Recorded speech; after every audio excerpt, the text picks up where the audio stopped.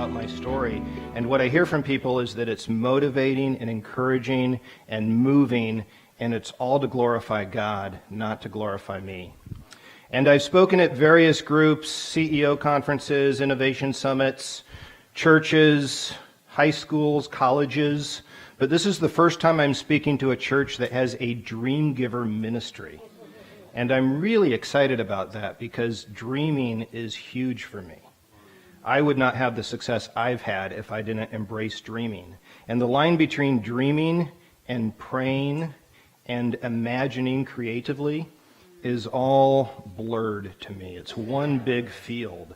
So I love a group that embraces dreaming. So it's exciting to be here.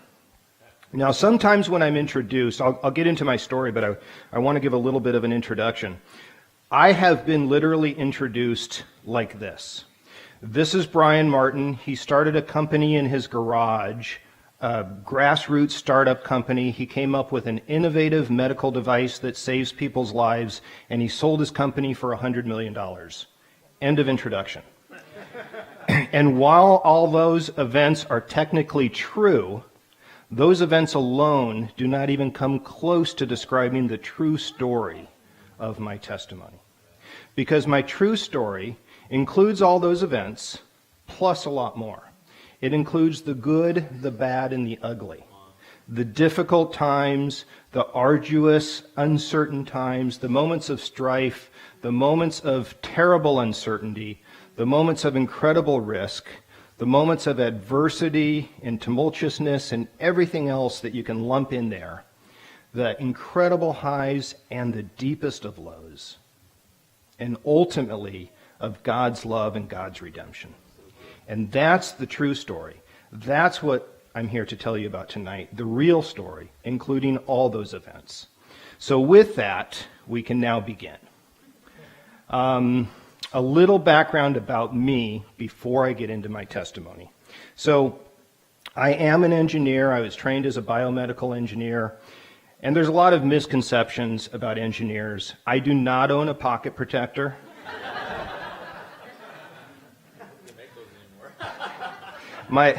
I dare to say I'm not a nerd. My kids would disagree.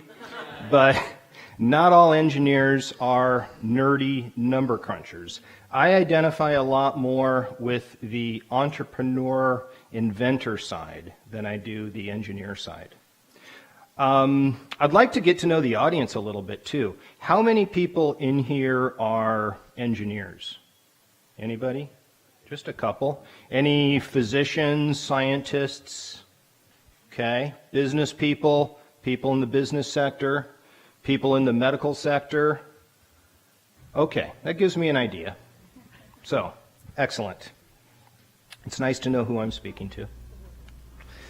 So, I did not grow up in a church. I did not necessarily grow up with faith. I grew up Jewish in Nebraska. And, yeah, shocking. So usually when I tell people that, I hear something like, really? There are Jews in Nebraska? There aren't a lot. There's one less now, but there were a few. But I certainly didn't grow up with any sort of organized faith. Even though we were Jewish, we were culturally Jewish. We weren't religiously Jewish. And if you guys have a hard time hearing me at any point, let me know. I'll readjust this microphone.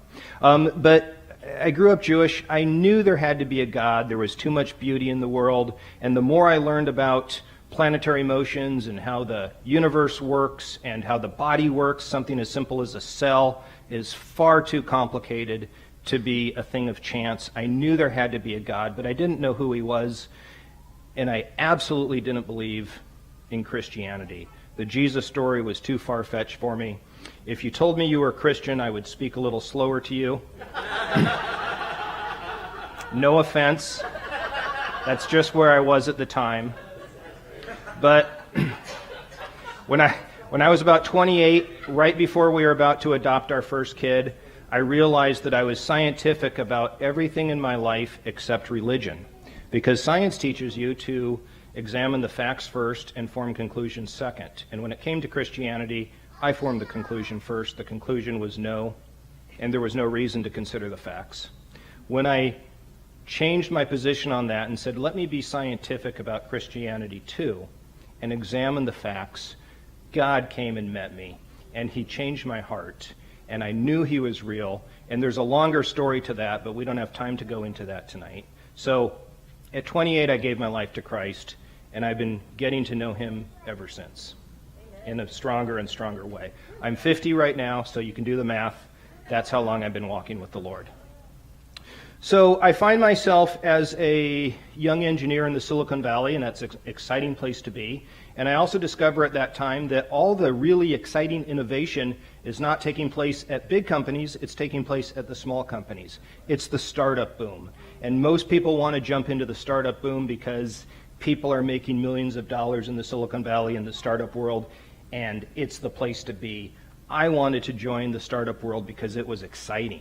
It's where you could really be creative and really be innovative and come up with some things that are way outside the box of what other people are doing.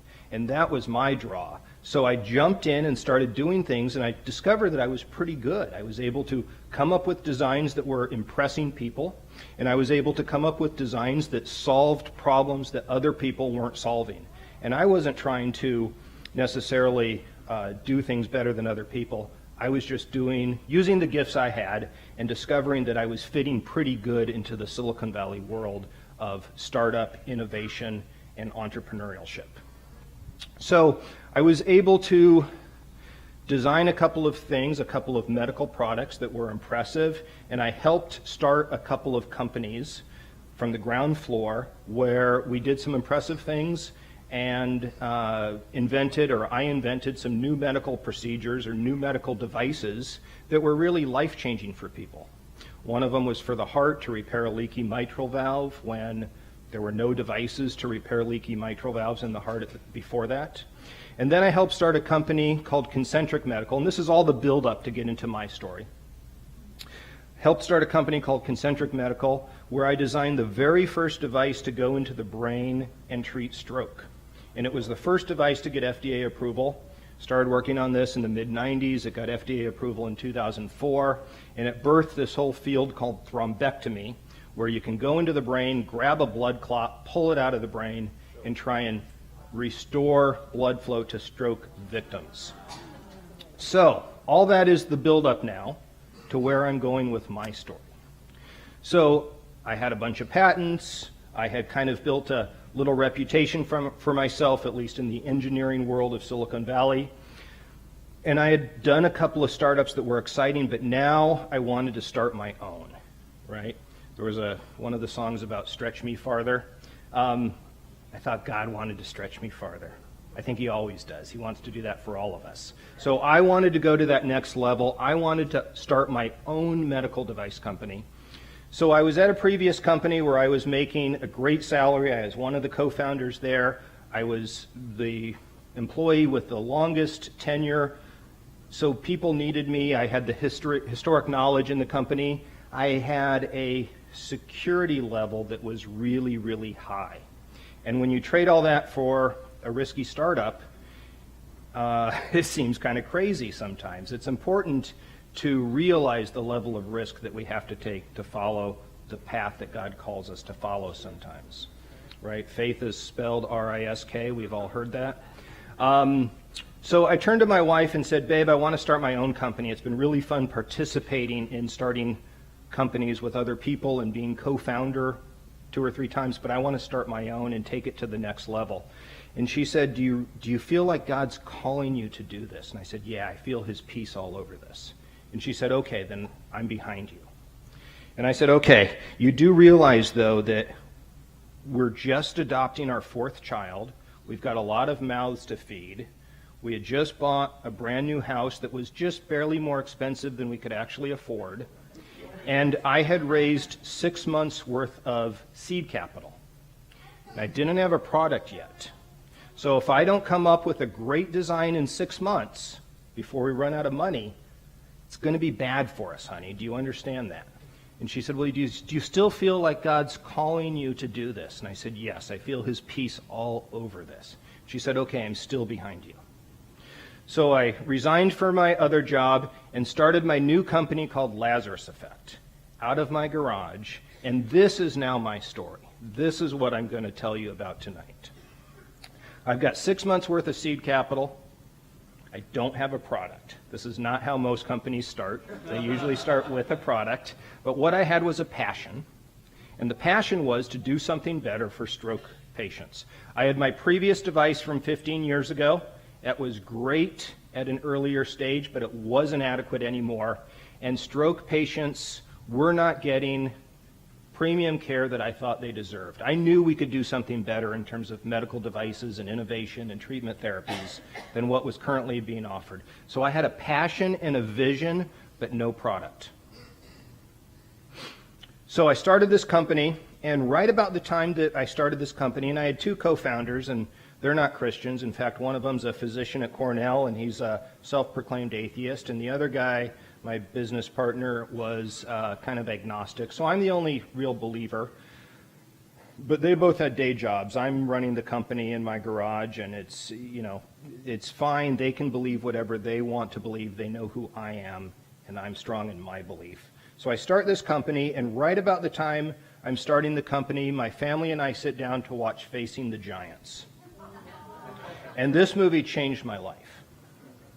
It's a true story about a Christian high school football team in Texas, and they lose every game. They couldn't be a worse team if they actually tried. And the harder they tried to win, the worse they performed. And the coach went off into the backwoods and prayed and bared his soul to God, and he realized, I'm doing everything wrong. I'm too focused on winning. I need to be focused on honoring God. And then the adjunctive thought to that was, if we're going to honor God, the only way to do it is to honor him 24/7. In other words, we can't honor him just on the football field and not honor him everywhere else. If we're going to honor God, we need to honor him on the football field and in the classroom and in our homes and at the dinner table and in the classroom and everywhere.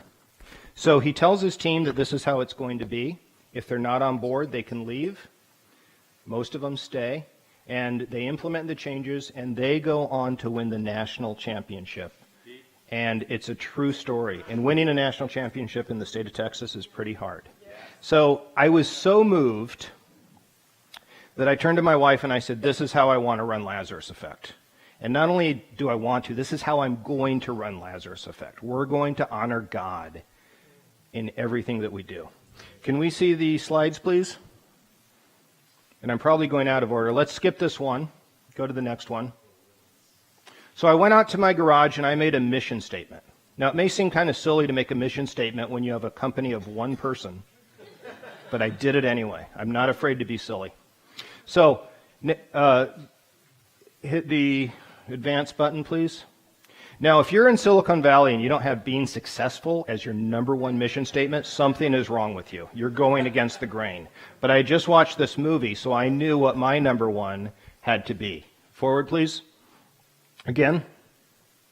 So honoring God was number one. This was my mission statement. This was a conscious act. I wrote it down. My number one mission statement was honor God no matter what. Next. So being successful bumped down a notch. But when I really thought about it, it couldn't be there either. Next, please. Next. Okay. Because what I really wanted to do was develop stroke treatment devices that would save people's lives. And I separated that out from success. And that was important. And people have asked me, well, aren't you going to honor God by making successful or advanced treatments for stroke? Yes, but they should be different. I can't control whether I'm going to be successful in my design practice or not, but I can control whether I'm going to honor God. They had to be different. Next, please. So being successful was by default number 3. And the last mission statement, next please, was make a fair profit. It's okay to desire profit. It's okay to desire monetary return. I wanted monetary return for my investors, for the founders, for the employees. It just shouldn't be our number one drive. So this was my mission statement, and this is how I judged every activity that I was going to do within Lazarus and outside of Lazarus. on the field and off the field, right? So let's go now to a little background on stroke. Can we back up to the previous slide, please? There's a little animation that gives a cartoon about what stroke is. So here's blood vessels in the brain, and all of a sudden a blood clot is going to float up to one of the blood vessels in the brain, right where you see that bright dot, and that blood clot that's floated up there is now blocking the blood from oxygenating that part of the brain. So now the time is critical, and if you don't restore blood flow quickly, the patient will die. So a catheter system is inserted through the leg, through the thigh. It's snaked up or steered up to the blood vessels in the brain. And this is the device that I designed 15 years ago, or at this point 20 years ago. So a series of wires and steerable catheter tubes are driven up into the brain. There's camera systems outside the patient's head where the doctors can see what they're doing. And we get right up to where the blood clot is. And now what we do is we deploy a little, basically, corkscrew device. It's like a wine opener for the brain, a wine decorker for the brain. My physician partner was a French guy. I like to say he was opening a bottle of wine for breakfast, and he said, why can't we if we can pull a cork out of a wine bottle, why can't we pull a clot out of the brain? So we designed this device together. I did all the mechanical design, and you pull the clot out. Now, what this doesn't show is the pitfalls, the failures. We show that we're getting clot out, and we're getting it out well, and we do 60% of the time with this device. And at a time where you can't treat stroke at all, and suddenly you have a 60% success rate, that's fantastic. But fast forward a couple of years, and the success rate stays at 60%, that's no longer fantastic. Doctors demanded better, and patients deserved better. So this is what I want to do with Lazarus, is take the technology to a completely new level. Not just advance this, but start with something else and make the system as perfect as possible for the sake of the patient's lives. Now, when this device would fail, what would happen is, well, actually, I'll get to that later. So here we are in my garage. I'm designing devices. I'm praying. I'm trying to honor God.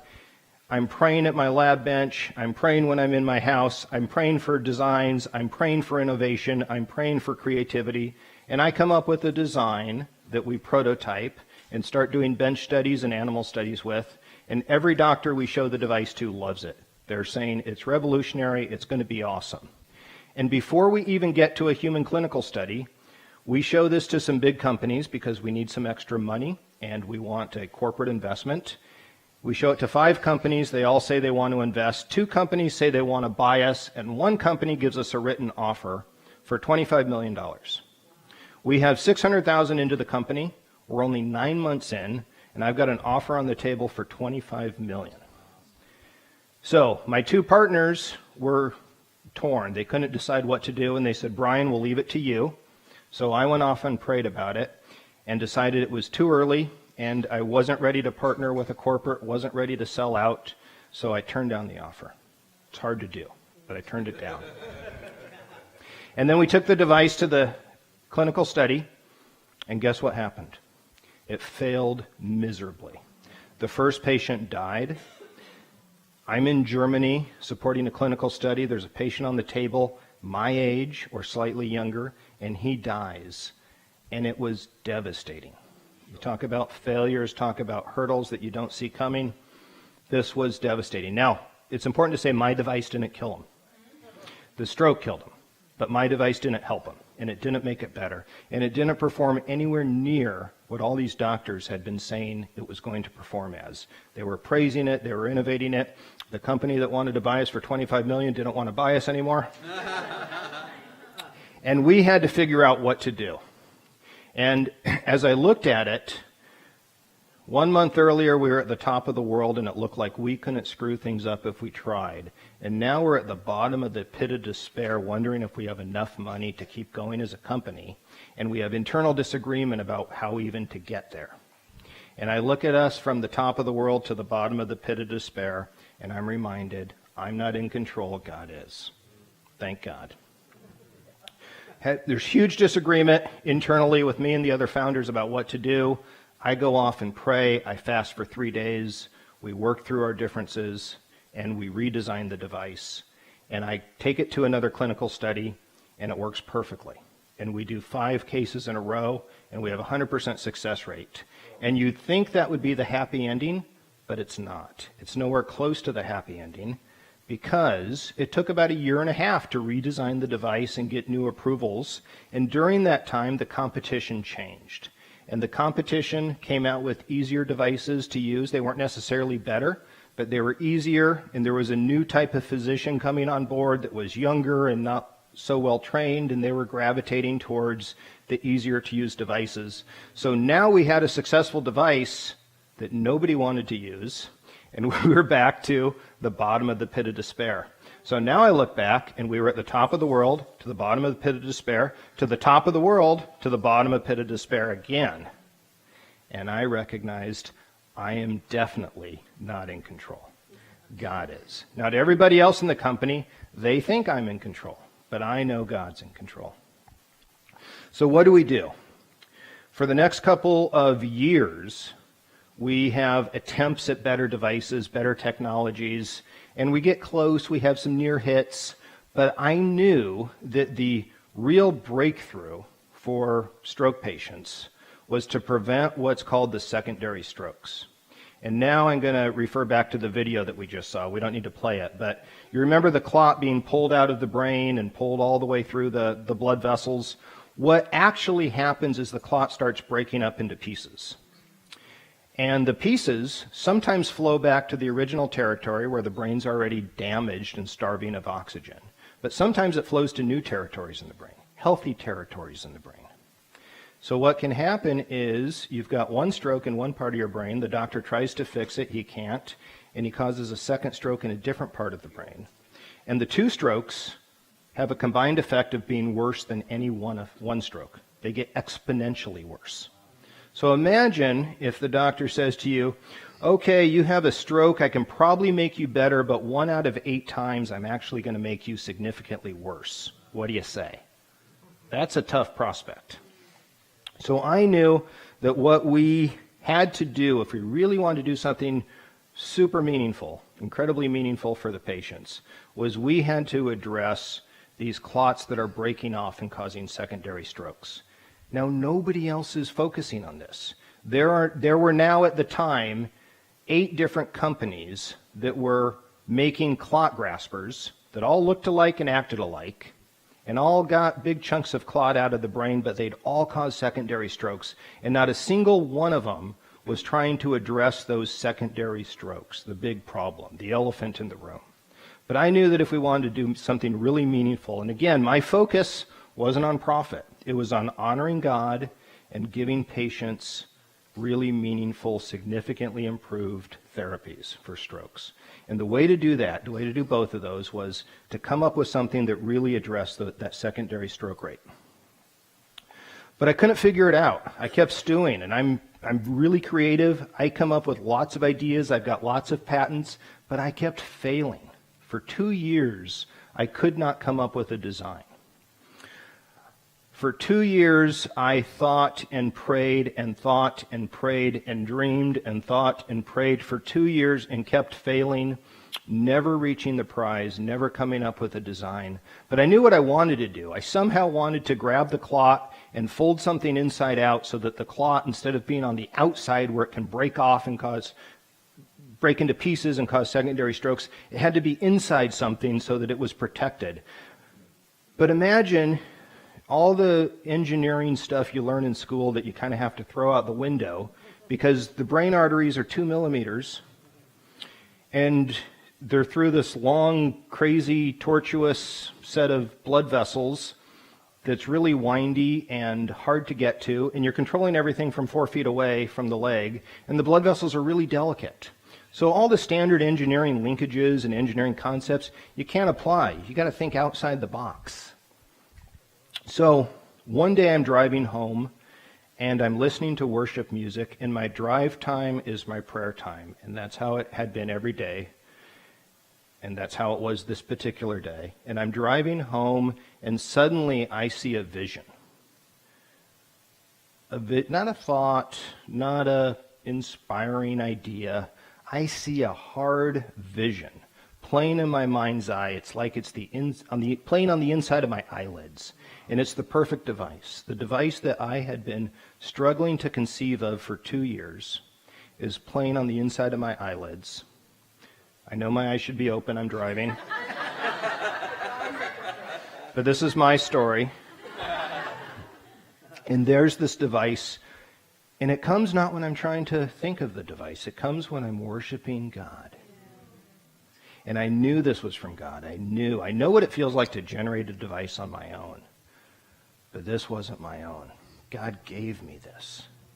And usually when you are presented with any sort of device, the way you try and evaluate whether it's good is you look for the bad side. You look for the downside, the hidden gotchas, the trade-offs, and there were none with this. There were none. I couldn't find a downside.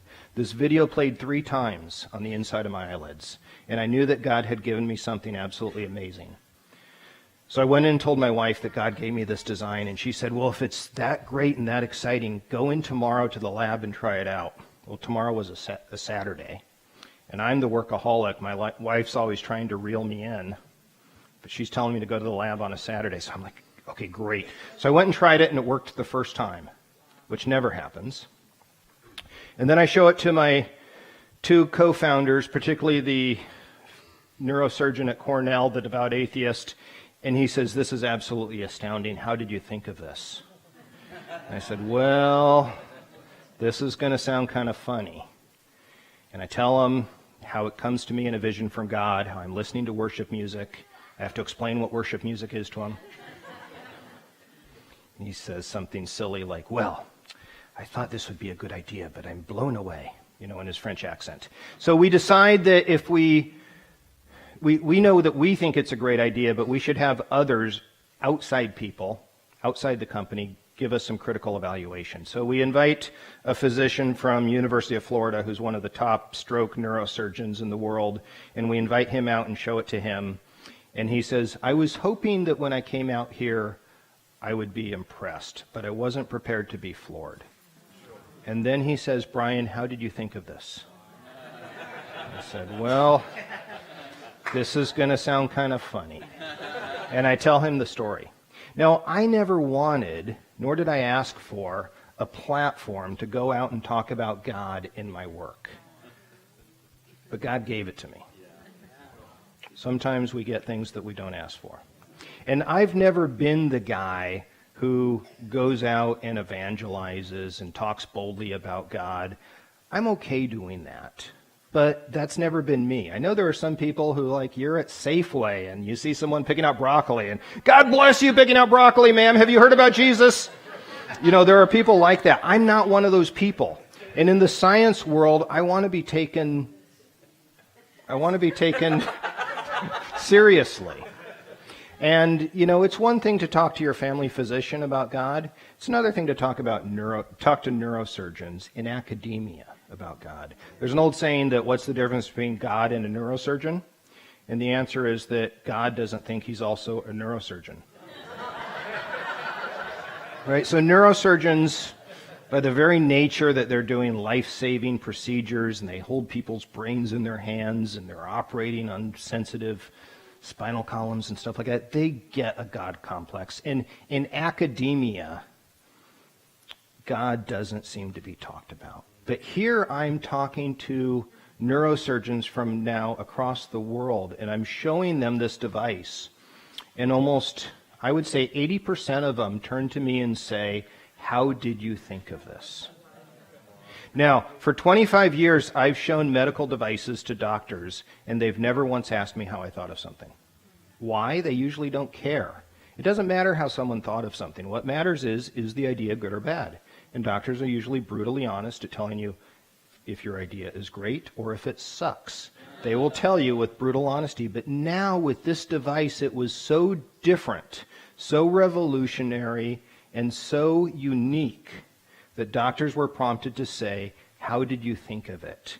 And by saying, how did you think of it, that became an invitation to tell them about God. A platform I didn't ask for, but I had a number one mission statement of honoring God. So I go to Paris, I go to Spain, I go to Italy, I go to all these different places to start a clinical study, and I find that 80% of the time doctors are asking me, how did you think of this? And whenever they do, no matter how nervous I am, no matter how unpleasant the atmosphere was, I would say, well, this may sound funny to you. And I'd tell them the story.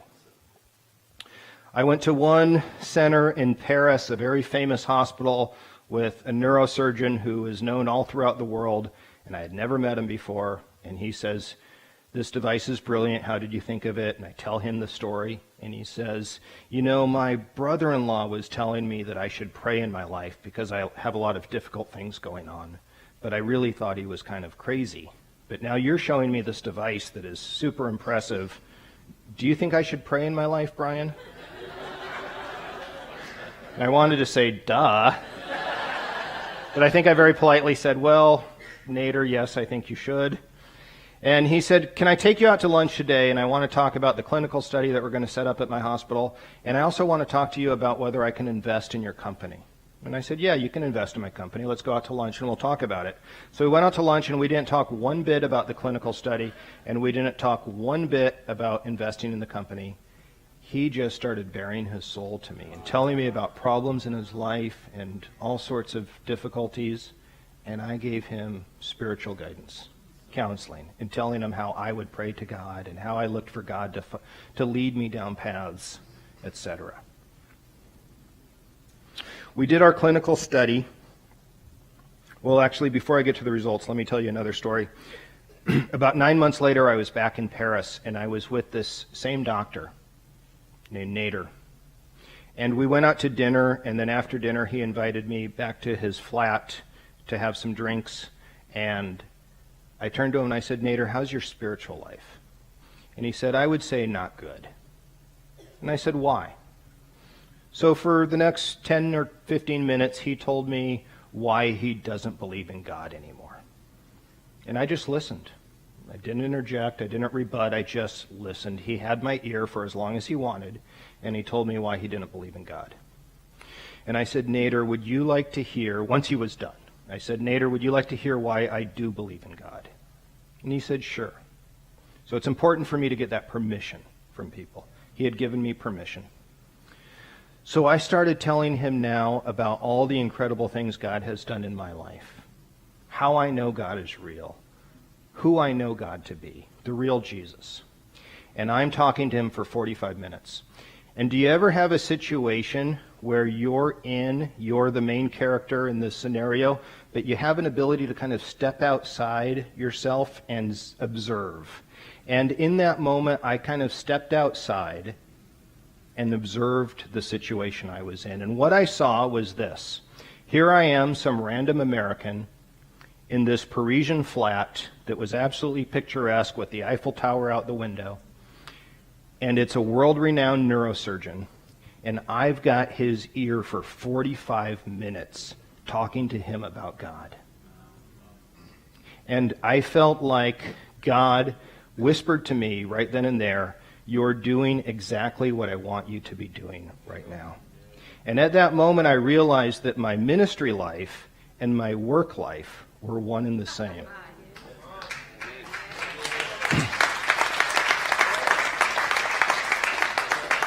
What an awesome realization.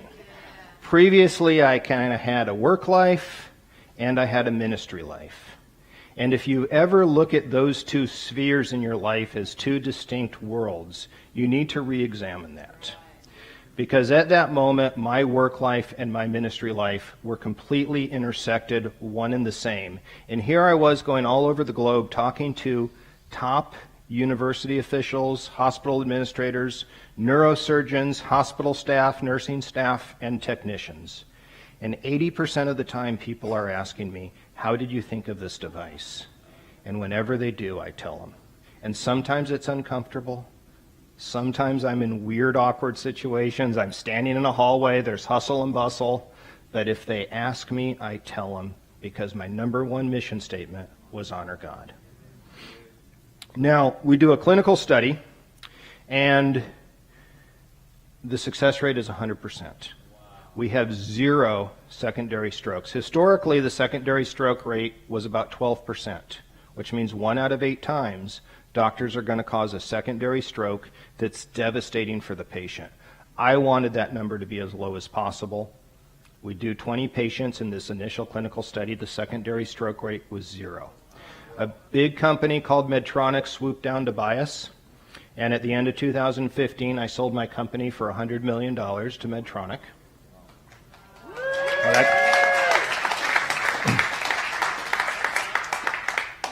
And here's what's kind of funny. So Medtronic asked me to stay on and run the company for a while. They wanted like 3 years, and I said no, how about 6 months, and we compromised at a year. So I stayed on for close to a year and ran the company for them. But before I did that, we had this big kickoff meeting, this big corporate powwow, where all the bigwigs of Medtronic, and Medtronic's a big $40 billion company. And they've got offices all over the globe. They're huge. Well, we had this big integration kickoff meeting, and they asked me to stand up and talk about my background for 20 minutes and talk about how I started the company and that type of thing. So I did. And I didn't mention this God story because it wasn't part of what they asked me to do. I just kind of talked about myself and my background in starting the company. And when I was done, one of the senior VPs of R&D, this PhD guy, raises his hand and he says, "Brian, sometimes with new devices that are incredibly different and creative, sometimes there's one pivotal moment when that idea comes to you. Did anything like that happen in your story?" And I looked at that audience, and I was nervous to answer. And it doesn't make sense to be nervous, because I had been all over the globe talking to more intimidating people. I've been talking to academics and physicians and neurosurgeons and all these people, yet for some reason, looking out at this audience of maybe 40 or 50 of the kind of who's who, top important dogs within Medtronic, I was nervous. They were the technology leaders and business leaders of a $40 billion company. There were people who could judge me, and somehow I felt nervous. And I'm standing there, and you got just a split second to evaluate and think about what you're going to do. And I knew that I had just a split second to make my decision. And I remembered the verse, "He who acknowledges me in front of man, so I will also acknowledge in front of my Father.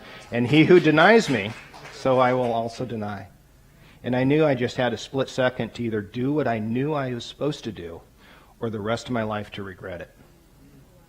So I looked at the audience and I said, "This is going to sound kind of funny." And I told them the story. And it was awkward, but I told them. I told everybody. And basically the conclusion was, so this idea that you just bought from me for $100 million is an idea that came from God in my prayer time. And as I walked back to my seat, you could hear a pin drop in the room. It was absolutely silent. Nobody said a word. And I just reminded myself, I am not doing what I do for the applause of men. I'm doing it for the applause of my Father in heaven.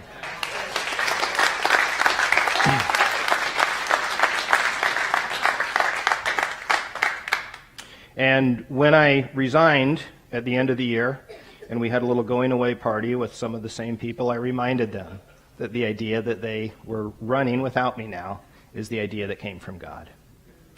I cautioned my team to not expect our success rate to stay at 100%. I said 100% is great, but nothing is at 100%. The stroke rate, secondary stroke rate of most devices was at 12%. If we lower it to 3% or even 4% or maybe 2%, that's huge. Thousands of lives will be impacted with that sort of improvement. Let's caution what our expectations are. Let's curb our expectations and not expect it to stay at 0. But by the time I left, we expanded our clinical study to 60 patients, and the success rate was still at 100%, meaning the secondary stroke rate was at 0. God is good.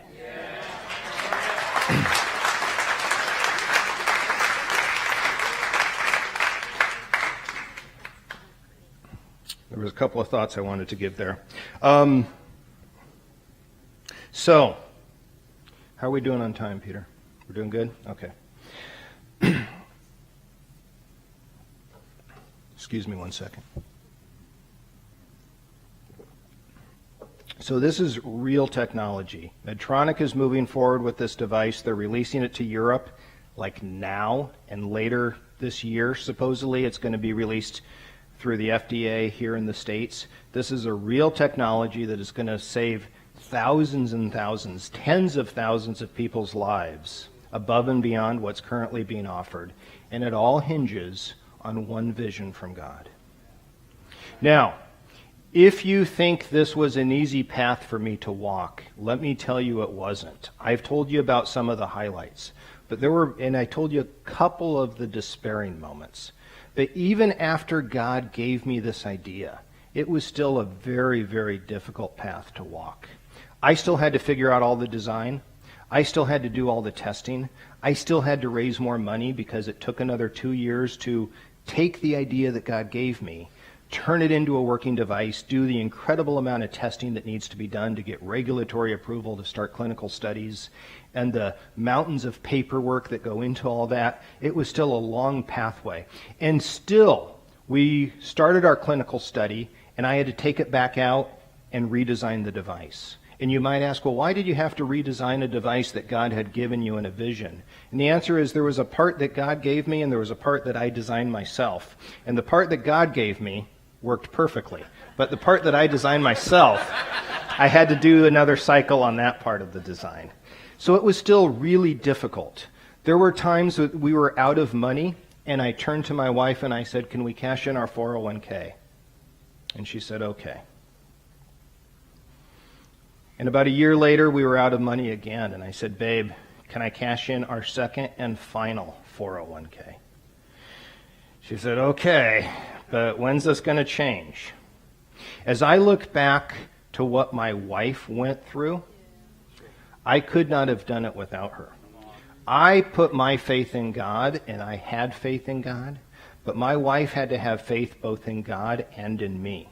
And in many ways, her position by default was harder than mine. There were times I was walking into meetings with big corporate groups who only wanted to pick apart my design and see how it would fail. And that was their only goal. They knew how it would work. They want to pick it apart and see if it'll fail. And if it fails in one way, maybe I'm okay, but if it fails in a different way, that's it. I'm not going to be able to raise money. I'm not going to be able to keep the company going. And you talk about feeling like you have the weight of the world on you. I felt over and over like I had the weight of the world on me. How do you move forward walking along God's path when you feel like you have the weight of the world pressing down on your shoulders? I've got, for all the stories I told you about all the wonderful, happy, successful moments, there was an equal number of discouraging moments of despair and uncertainty and great trepidation. There were two things I did. One, everybody knows the verse in 1 Thessalonians about giving thanks always. We've all heard it. We've all heard numerous sermons on it. Anyone actually try it? It works. So what I would do is I would give thanks to God. God, I don't know if I'm going to have a company tomorrow, but I'm going to thank you for the 6 years that I've had it so far. You've brought me from the garage to this small startup company. You've brought me from the small startup to a slightly bigger startup. You've brought me through all these stages of success, and I don't know if those stages of success are going to continue, but I'm just going to thank you for where you've brought me today. I would also pray in the moment. I'm walking into meetings with FDA. I'm literally praying as I'm walking into these Washington buildings. I got meetings with corporates who are looking to tear apart my design, but I'm thanking God that as I'm walking in, and I'm praying to God as I'm walking in. So I don't mean I'm just praying in the morning before I go to work. I'm praying throughout the day. I'm praying earnestly. I'm praying at every moment that I can while I'm sitting at my bench, right before I'm meeting with investors, right before I'm meeting with FDA regulators, right before I'm meeting with physicians. I'm praying in the moment. The other thing I did that was incredibly helpful is I learned in, I think it's 1 Kings or kings, I learned about Jehoshaphat. King Jehoshaphat, who went to fight armies, and in front of his infantry, he placed his choir. Imagine if one of our military guys did that today. Okay, before you Marines go into Afghanistan, I want some singers to go in. I mean, this guy, it would be crazy, right? But King Jehoshaphat put his choir in front of his infantry to sing praises to God for the victory they were about to receive. Now, that's faith. So this is what I started doing through all my difficult times. 1 Thessalonians, God, thank you for where you've brought me today. And then, God, thank you for the victory you're about to bring me. Thank you for the fact that this testing is going to go well. Thank you for the fact that I'm going to find a way out of this problem. Thank you for the fact that you're going to give me a design to fix this problem that I'm facing right now. Thank you that you're going to bring me other people who are going to help me solve this current situation and this current difficulty. Thank you, God, for what you're about to do to restore the difficulty I'm facing today. Thank him for where I've been. Thank him for what he's about to give me. And those two things brought me through the uncountable difficult times that I faced. Now, usually I kind of wrap up here, and I think I need to. But two things. Why did God do this for me? So usually I open this to Q&A. We don't really have time for that today. But one question that I'm always asked is, or often asked, why did God do this for me? Is it because I'm his favorite? Because he likes my hair? Why? I have hair. It's not so nice. But no, why did God do this for me? I've had guys say to me, literally, I think God would bless you in a certain way, but I don't think he'll bless me in that way. And that breaks my heart. Why did God do this for me? The answer to me is obvious. God wants to do this for everybody. I am not special in God's eyes compared to other people. Now, each of us is infinitely special in God's eyes. But on the commodity of the kingdom, when all of us are compared to each other, none of us are special at all. It's kind of like the little girl who says to her teacher, "Am I special and unique?" And she says, "Sweetie, you're special and unique just like everybody else." Each of us is infinitely special to God, and yet not special at all because we're all the same as everybody else. And if we're the same as everybody else, then we're on an equal playing field, which comes back to, why did God do this for me if we're all equal? God wants to do this for all of us. Amen. All of us. We have so many gifts that are available to us that we simply have not tapped into. There is so much more in store for us that God wants to give us as soon as we're ready. God gave me this brilliant idea year 5 of my company. Didn't give it to me on day 1. Didn't give me at day 6 months or day 1 year, at the time point of 1 year. 5 years into this company, 5 years of up and down struggles, and then he gave me this brilliant idea. Why 5 years? I don't know. It was his timing. But I'm pretty sure that if he had given it to me earlier, I just might have screwed it up. I'm thankful he didn't wait 10. Last thing is being creative. You guys have a Dreamgivers ministry. That's awesome. I dream all the time. I think about product ideas, I pray, and I dream. And I do them all so much that I don't know the difference between any one of them anymore. They're really close to each other in my mind. But I dream without reservation. I think about things without limitations. And I pray constantly. And God seems to give me creative ideas. Now, I've got about 50 patents here in the U.S. and another 40 pending. So I've got about 90 patents in the U.S. And that's considered a lot. And worldwide, I've got about double of that. So I'm considered to be a really, really creative person. But guess what? My pathway did not begin with creativity. My pathway began with a desire to be creative. When I was a teenager, I wanted to solve problems. When I imagined what I would be doing in the future, which is what I'm doing now actually, I just wanted to solve problems. I wanted to solve medical problems. I wanted to cure diseases. I wanted to do something that was meaningful and fun and exciting and innovative. But I didn't know if I was creative. I just knew I wanted to be.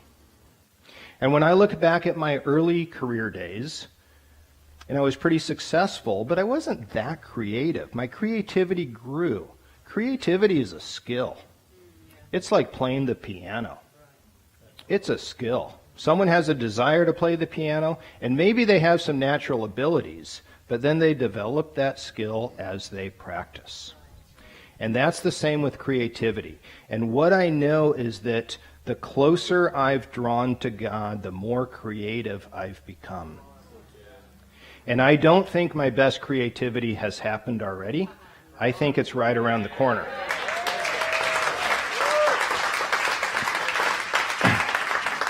The best things that God has in store for us are yet to come. And God can give you the desires of your heart because He's been giving them to me. And I know that there's more in store for me because there's more God wants to do. And there's a verse that says the heavens and the earth declare the glory of God. To me, that means that I can look at the heavens and the earth and know about who God is. And there's nothing more creative than the earth and our universe. There is nothing more creative than what God has created. The earth that we're on is the most creative thing that exists. So as I'm drawing closer to God, I'm drawing closer to the most creative source in the universe. Sometimes I feel like I'm cheating, right? It's like having a professor whispering you answers on an exam. I've got God in my corner. How can I not be successful?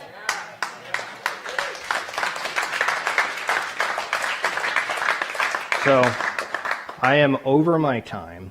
I want to thank you for listening to me. I want to encourage you. If there's things you've heard today that stir your heart, that help you in your own path, in your own walk with God, I want to encourage you to implement those into your life. And I want to keep encouraging you to draw closer to God. So thank you all for listening.